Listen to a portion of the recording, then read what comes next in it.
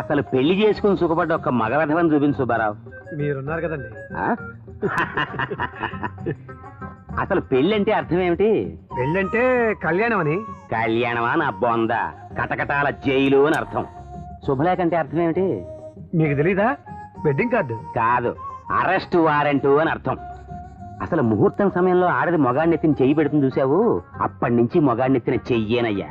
పైగా కుడి చెయ్యి కూడా కాదు, ఎడం చెయ్యి. రోజుకు అంగుళం చొప్పున మొగాడిని అతపాతడానికి తొక్కేస్తూ ఉంటుంది. అవును, అసలు ఆడదంటే అర్థం తెలుసా నీకు? అటు చూస్తే అర్థమవుతుంది. ఏటో ఇప్పుడు చెప్పండి, ఆడదంటే అర్థం ఏమిటో? ఏముంది, అమ్మవారని, లోకాన్ని పాలించే ఆదిశక్తిని భగవద్గీతలో హనుమంతుడు చెప్పాడు. ఏమిటి? భగవద్గీతలో హనుమంతుడు చెప్పాడు. చెప్పే ఉంటాడు. నా కర్మ, భగవద్గీతలో హనుమంతుడు చెప్పాడా? ఆ. వెళ్ళండి వెళ్ళండి. భగవద్గీతలో హనుమంతుడు చెప్పాడంట,